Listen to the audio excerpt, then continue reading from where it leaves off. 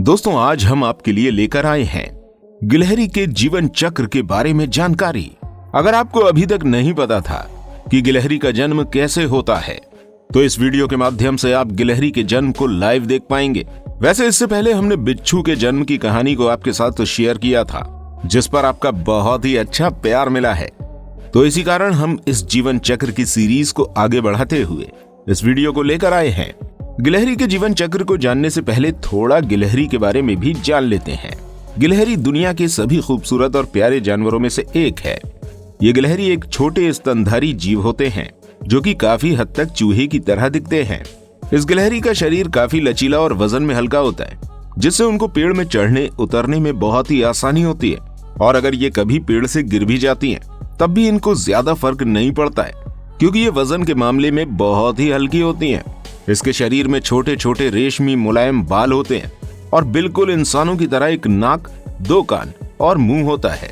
और इसकी आंखें थोड़ी बड़ी होती हैं, जबकि कान बिल्कुल छोटे छोटे होते हैं, जिससे देखने में ये गिलहरी बहुत ही प्यारी लगती है।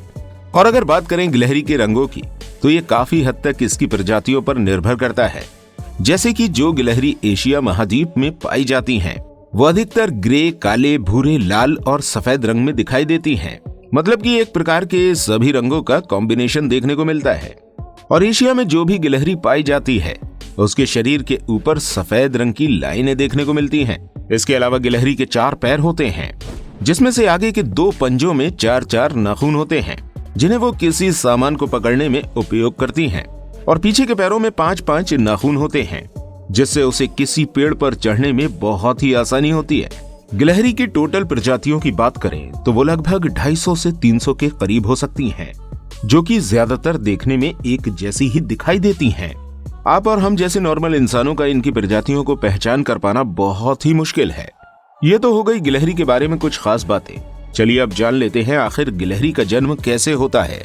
दोस्तों, गिलहरी के जीवन चक्र में सबसे पहले बारी आती है इनके मिलन प्रक्रिया की।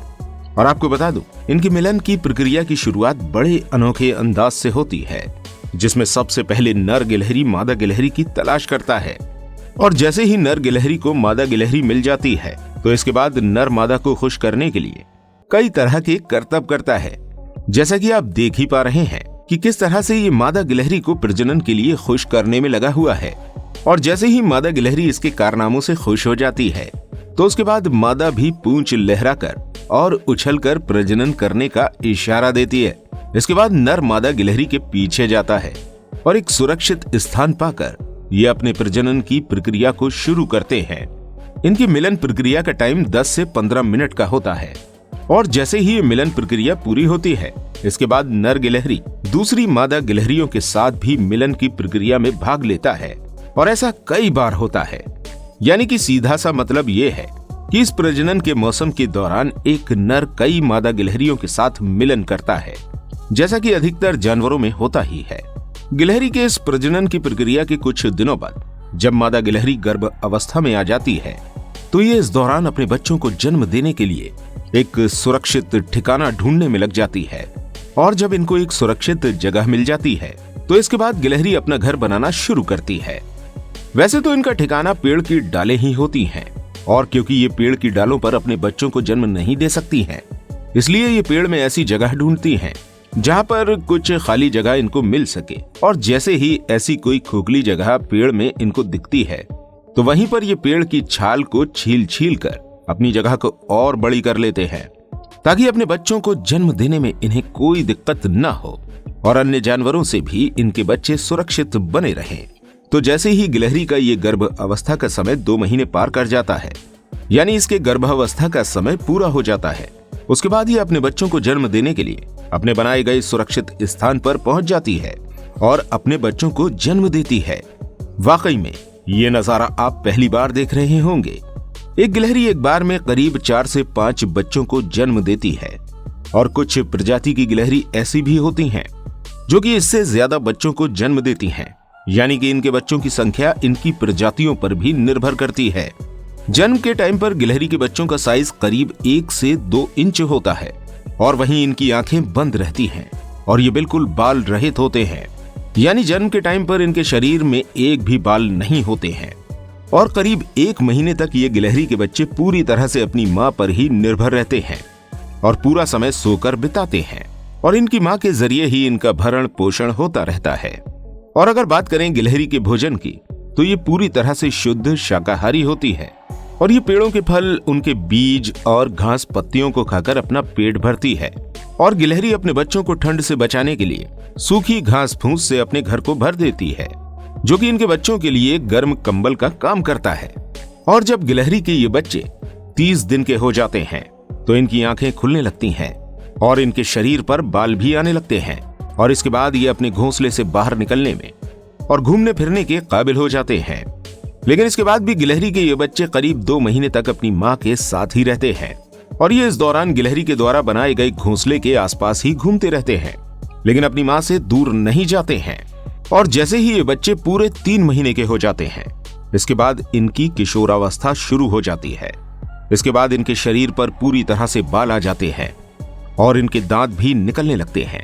और जैसे ही ये किशोरावस्था में पहुंच जाते हैं, उसके बाद ही अपनी जिंदगी के सफर पर अकेले ही निकल जाते हैं और इनकी जिंदगी की असली लड़ाई शुरू हो जाती है, क्योंकि ये अब खुद अपना भोजन ढूंढते हैं, जंगल में रहना सीखते हैं और बाकी शिकारी जानवरों से भी खुद को बचाते हैं। इस तरह से ये अपने जीवन में आगे बढ़ते जाते हैं और जब ये पूरे 1 साल के हो जाते हैं, उसके बाद ये पूरी तरह से वयस्क हो जाते हैं और इनका आकार एक गिलहरी के आकार जितना हो जाता है, जो कि करीब 2 फीट तक हो सकता है। और अलग अलग प्रजातियों में ये अलग अलग भी होता है। इसके बाद ये खुद मिलन की प्रक्रिया के लिए तैयार हो जाते हैं और अपने साथी की तलाश करने लगते हैं। जैसे ही इनको अपना साथी मिल जाता है तो ये प्रजनन की प्रक्रिया में भाग लेते हैं और प्रकृति के अनुसार अपने जीवन चक्र को आगे बढ़ाते हैं। दोस्तों, यहाँ पर आपको एक बात बता दें, गिलहरियों का प्रजनन काल अलग अलग प्रजातियों के आधार पर अलग अलग होता है।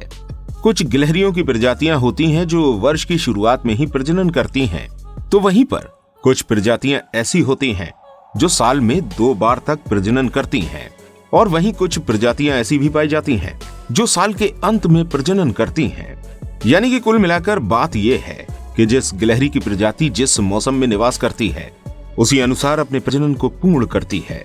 और अगर बात करें एक गिलहरी के जीवन काल की, यानी कि इसकी आयु कितनी होती है, तो इसका जीवन काल करीब 5 से 6 वर्षों का होता है और यह भी इनकी प्रजातियों के आधार पर और इनके रहने की स्थिति के आधार पर निर्भर करता है। दोस्तों, इनका जीवन काल केवल प्रजातियों पर ही नहीं बल्कि परिस्थितियों पर भी बहुत ही ज्यादा निर्भर है।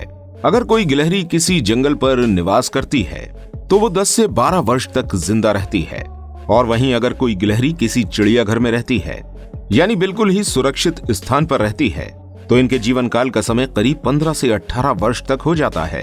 और वहीं जो गिलहरी शहरी एरिया में रहती है, यानी बस्ती एरिया में रहती है, तो इनका जीवन काल केवल 2 से 3 वर्ष का ही होता है, क्योंकि यहाँ पर इनको कई तरह की बीमारियां और सड़क हादसे भी इनके जीवन काल में अवरोध बनते हैं।